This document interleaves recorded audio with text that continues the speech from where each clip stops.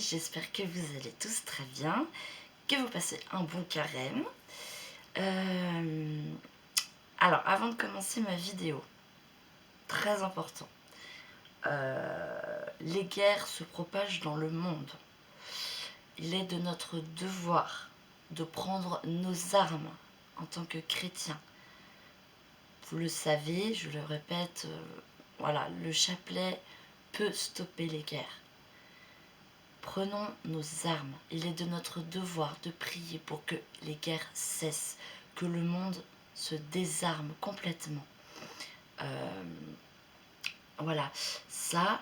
Et il est également très important que nous prions pour la loi de la fin de vie, qui, je pense, c'est une grâce du ciel, a été reportée.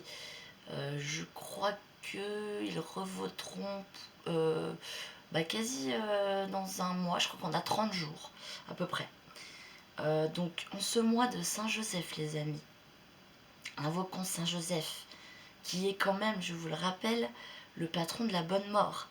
Si ce n'est pas un hasard, bon, nous savons que les hasards n'existent pas avec Dieu, donc voilà, c'est quand même, je pense que Dieu nous donne une dernière chance. Donc là, on a 30 jours pour prier à fond. Invoquer Saint-Joseph, qui est donc le patron de la bonne mort. Invoquer Saint-Michel, pour que la France se redresse et que cette loi atroce ne soit pas votée. Donc les amis, là, à fond. Là, vraiment, il est de notre devoir donc, de prier pour cette horrible loi de la fin de vie et pour les guerres, que ça se stoppe. Parce que si on ne fait rien, on le sait très bien, hein, ça va être la 3e guerre mondiale. Voilà. Donc ça, et je crois que c'est... J'avais pas un 3e truc à vous... Ah oui, si. 3e truc que je voulais vous dire. Je pense qu'il est très important de mettre en place des groupes de prière. Je ne sais pas si vous êtes dans des grandes villes ou dans des villages isolés. Si vous êtes dans des villages isolés, ça peut être super de prendre l'initiative de créer des groupes de prière. Prier le chapelet en allant se promener ou avec des intentions particulières. Vous pouvez faire plein de choses. Non seulement ça vous fait rencontrer des gens, vous pouvez tout simplement mettre dans les boîtes aux lettres un petit papier en disant groupe de prière, tac tac tac. Je vous rappelle quand même que maman Marie nous l'avait demandé à Medjugorje de faire des groupes de prière. Je pense qu'il est plus que jamais temps de se lancer. Et si vous n'avez pas envie de créer le groupe de prière, je suis sûre qu'il existe plein de groupes de prière autour de vous, dans les paroisses, renseignez-vous. Voilà, je pense qu'il est l'heure. Il est l'heure de créer ces petits groupes de résistance, hein, car le monde va très mal. Voilà. Donc prenons les armes. C'est notre devoir, mes frères et sœurs. Vraiment, notre devoir. On ne peut pas passer à côté de ça et surtout pour la loi de la fin de vie, quoi. C'est quand même une grâce inouïe qu'ils aient reporté le truc, que comme par hasard on est 30 jours avant qu'ils revotent le truc, que ça tombe comme par hasard mois de Saint-Joseph qui est quand même le patron de la bonne mort. Là je pense quand même que voilà quoi. Donc invoquons Saint-Joseph, invoquons Saint-Michel, invoquons tous les saints du ciel et en avant. Prions à vos chapelets les amis. Ok, donc aujourd'hui, vu qu'on est pendant le carême, je voulais vous relire des petits extraits de ce trésor du ciel qui est le petit journal de Sœur Faustine. Donc je vous rappelle, hein, Sœur Faustine Kowalska, 1905-1938, apôtre de la miséricorde. Donc c'est grâce à elle que nous avons reçu vraiment ce trésor de la divine miséricorde. Donc elle a vécu la pénitence non pas principalement par des mortifications physiques extrêmes, mais par une union constante à la passion du Christ et l'acceptation de ses propres grandes souffrances, donc maladie, incompréhension. Elle a été, moi je l'ai lu le livre, elle a été, quand elle était au couvent, ça n'a pas été facile, les sœurs comprenaient pas, la rejetaient, elle a été pas mal traînée dans la boue. Mais elle a tout offert à Jésus et du coup, Donc elle nous enseigne que la pénitence est avant tout un acte d'amour et de réparation pour le salut des âmes. Voilà. Donc les extraits que je vais vous lire, ces textes révèlent que Jésus a guidé Sœur Faustine vers une pénitence et un renoncement adapté à sa condition physique. Elle était un peu faible, elle n'était pas en grande santé. Enfin, elle était même très malade d'ailleurs. Insistant sur l'offrande intérieure. Donc ça peut peut-être donner des clés à certains qui ne sont peut-être pas en mesure de faire de grands jeûnes, de grands machins. L'offrande intérieure, c'est d'une grande valeur. Voilà. Alors on y va. Premier point, la pénitence par la souffrance offerte. Donc Jésus a enseigné à Sœur Faustine que l'acceptation courageuse des douleurs, maladies, difficultés est la forme de pénitence la plus précieuse et la plus efficace, surtout lorsqu'elle est offerte pour les pécheurs. Je pense encore une fois, mes amis, que il faut prier plus que tout pour tous ces milliers de personnes qui n'ont pas eu la chance et la grâce de connaître Dieu, pour que tous ces pécheurs, toutes ces brebis égarées reviennent à la maison du Père. Mais n'oublions pas les âmes du purgatoire, ça aussi c'est très important. Mais voilà. Donc là, citation. Donc là, c'est Sœur Faustine qui disait: pendant tout ce carême, je suis une hostie dans ta main. Jésus, sers-toi de moi pour que tu puisses entrer toi-même chez les pécheurs. Exige ce qui te plaît. Aucun sacrifice ne me semblera trop grand lorsqu'il s'agit des âmes. Donc, Sœur Faustine, elle se plaignait souvent donc de sa faiblesse physique qui l'empêchait de faire de grandes mortifications. Donc là, je cite à nouveau: je ne peux pas pratiquer de plus grandes mortifications car je suis très faible. Ma longue maladie a complètement détruit mes forces. Je m'unis à Jésus par la souffrance. Lorsque je médite sa douloureuse passion, mes douleurs physiques diminuent. Deuxième point, le jeûne de la volonté et de l'obéissance. Le renoncement au goût et à la volonté propre, très important ça, de renoncer à notre volonté propre, par l'obéissance est une pénitence d'une très grande valeur. Jésus lui a parfois demandé de renoncer au jeûne sévère, mais d'y substituer une mortification du cœur. Mortification du cœur. Donc là, je cite à nouveau. Mais il me dit de ne rien retrancher de mes repas. Mais quand je vais manger, me rappeler que Jésus accepta le vinaigre avec le ciel. Ce sera ma mortification. Je ne savais pas que j'allais y trouver un grand avantage pour mon âme, celui de méditer constamment sa douloureuse passion. Et ainsi, pendant les repas, je ne pense pas à ce que je mange, mais je suis préoccupée de la mort de mon Seigneur. Alors ensuite, un autre point, la pénitence de l'humilité et de la discrétion. Donc là, c'est très intéressant, je trouve, vous allez voir, ça va nous donner plein d'autres clés pour ce carême, en dehors de l'aumône, du partage, de la pénitence, du jeûne. Voilà, ça nous donne d'autres clés. Voilà, vous pouvez jeûner de votre propre volonté, faire la pénitence de l'humilité et de la discrétion. Alors écoutez, la plus haute forme de pénitence est celle qui s'accomplit dans le secret du cœur et l'humilité, sans être remarquée par les autres. Je cite: ne comptez aucun sacrifice, m'étendant sous les pieds des sœurs comme un tapis. Je vous le disais, les sœurs, la pauvre sœur Faustine, elle s'en est pris plein la tronche, quoi. Les sœurs, elles étaient atroces avec elle.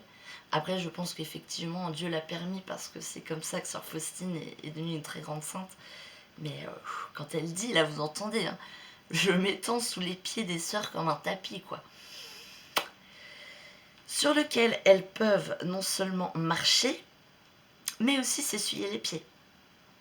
Ma place est sous les pieds des sœurs. Vous vous rendez compte quand même, hein. Je tâcherai de mettre ceci en pratique de façon imperceptible pour l'œil humain. Il suffit que Dieu le voie. Waouh. Alors, ensuite, je passe à un autre point. L'essence de la pénitence chez Sœur Faustine. Pour Sœur Faustine, la pénitence est indissociable de la miséricorde. Elle n'est pas un but en soi, mais un moyen pour 1. Réparer les offenses faites à Jésus par les pécheurs. 2. Préparer son cœur à recevoir la miséricorde. Et 3. Sauver les âmes en s'unissant aux souffrances rédemptrices du Christ. La sainte combat le mal par l'arme de la miséricorde, qui est mise en œuvre donc par la prière et le sacrifice. Je vous rappelle que le chapelet de la miséricorde regorge de grâce. Par ce chapelet, vous pouvez sauver quelqu'un qui va mourir et qui n'est pas converti. Par ce chapelet, vous pouvez réparer, vous pouvez sauver de nombreux pécheurs. Il est très important de réciter ce chapelet, et notamment à 15 heures. Là, je vous redonne donc une citation, donc encore extrait du Petit Journal, mais c'est Jésus qui parle. Jésus nous, je sais que vous le savez là pour la plupart, mais je préfère vous le rappeler. À 3 heures, implore ma miséricorde, tout particulièrement pour les pécheurs, et ne fût-ce que pour un court instant, plonge-toi dans ma passion, surtout au moment de mon abandon au plus fort de l'agonie. C'est là l'heure de la miséricorde pour le monde entier. Donc même si vous êtes au travail, que vous n'avez pas le temps de faire le chapelet de miséricorde, Jésus nous dit, il suffit de se plonger un court instant en union avec l'agonie, le moment où Jésus a été abandonné à 15 heures. Implorez pour les pécheurs à ce moment-là, car c'est l'heure où la miséricorde se déverse. Elle se déverse. Je vous redonne une autre citation de Jésus, donc extrait encore du Petit Journal, qui disait « L'humanité ne trouvera pas la paix tant qu'elle ne se tournera pas avec confiance vers ma miséricorde. » On ne trouvera pas la paix tant qu'on ne se tournerait pas avec confiance vers la miséricorde de Jésus. Donc, encore une fois, je pense qu'il est de notre devoir de le faire au nom de tous ceux qui ne connaissent pas Jésus, pour sauver toutes ces pauvres âmes. Et, dernière citation, les plus grands pécheurs arriveraient à la plus grande sainteté s'ils avaient confiance en ma miséricorde. Ma miséricorde est plus grande que tous leurs péchés et que ceux du monde entier. Vous entendez bien, les plus grands pécheurs arriveraient à la plus grande sainteté, s'ils avaient confiance en ma miséricorde. Ouf, pardon, mal aux jambes. Et comme nous sommes tous pécheurs, mes frères et sœurs, je vous invite à vous confier à la divine miséricorde. Voilà, dans l'humilité. La miséricorde, c'est incroyable. C'est incroyable. Et je vais terminer avec quelques petits textes du Saint Curé d'Ars. Quelques enseignements, quelques petits extraits donc, que Jean-Marie Vianney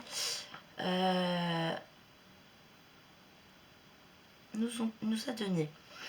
Donc, premièrement, sur la nécessité et la facilité du retour à Dieu. Alors là, je cite le Saint Curé. Le bon Dieu n'a pas besoin de tant d'années pour pardonner. Il lui suffit d'un soupir, d'un acte d'amour.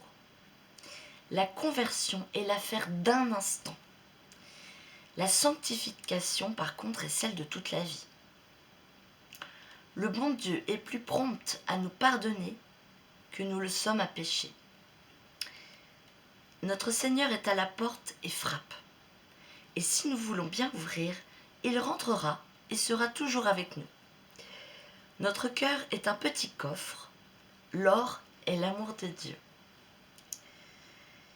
Donc, second point, le péché est une maladie. L'enfer est toujours dans la volonté. Pour y aller, il faut y aller de force contre la volonté de Dieu, qui est un Dieu de bonté. Si les pécheurs voulaient bien mourir au pied de la croix, il n'y en aurait pas un seul qui se perdit. Le pécheur est comme un homme qui se jette à l'eau. Il faut vite lui tendre la main pour qu'il ne se noie pas. Le rôle de la prière et de la miséricorde.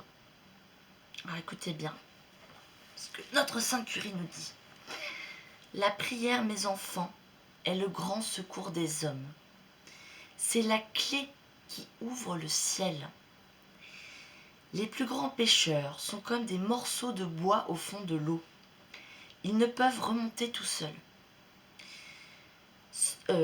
La prière est cette main invisible qui les retire. Le bon Dieu est si bon qu'il ne nous refuse jamais rien si nous le lui demandons par l'intercession de sa Sainte Mère. Bon, ça, on savait déjà, on connaît tous l'astuce. Hein. Tout ce que vous demandez à maman ou Marie, vous savez que ce sera accepté parce que Jésus, il ne peut pas refuser à sa maman. Ça, c'est la petite astuce. Ensuite, à propos de la confession. Donc, le Saint Curie nous dit que c'est la clé de la conversion. Le bon Dieu n'est pas fâché contre vous. C'est vous qui êtes fâché contre lui. Un père qui a offensé son enfant ne veut plus le regarder. Mais l'enfant le poursuit jusqu'à ce qu'il lui ait demandé pardon. Le bon Dieu, s'il voulait nous juger, n'aurait pas besoin de nos péchés pour nous condamner. Le moindre mouvement d'orgueil suffirait. Mais il est la bonté même, il ne nous demande que de la bonne volonté. On se tromperait de croire que le bon Dieu attend le moment de notre mort pour nous pardonner. Il nous pardonne tout de suite, au moment même où nous nous repentons. Voilà les amis, voilà ce que je voulais vous partager. Et voilà, je vous rappelle quand même pour terminer, comme voilà, il le dit là le Saint Curé, hein, que c'est à nous de prier pour les pécheurs. Ils sont comme des morceaux de bois au fond de l'eau, ils ne peuvent pas remonter tout seuls. La prière est cette main invisible qui les retire. Il faut vraiment prier là. Et encore une fois, je vous rappelle que le rosaire, c'est l'arme la plus puissante.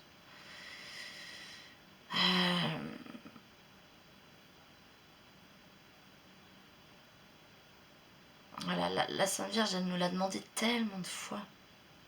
Tellement de fois.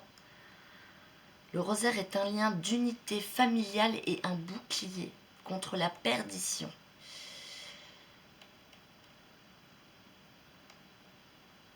Alors, là, c'est en fait, oui, c'est une citation de Maman Marie. Mes enfants, le rosaire est l'arme la plus puissante que je vous donne pour vous sauver, pour obtenir les grâces. Il est l'arme qui vous porte au ciel. Le rosaire, c'est cela que je vous demande. Si vous ne le faites pas, mes enfants, la colère de Dieu vous frappera.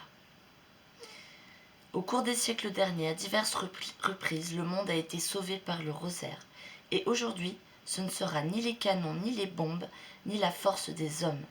Il est nécessaire de prier pour arrêter le bras de mon fils. Celui qui s'en servira sortira vainqueur, car je serai son soutien et sa force. Voilà. Donc, les amis, en avant. Là, c'est très très très très important. Comme je vous disais, je me répète, je sais, mais là, on a 30 jours pour que cette horrible loi de la fin de vie ne passe pas.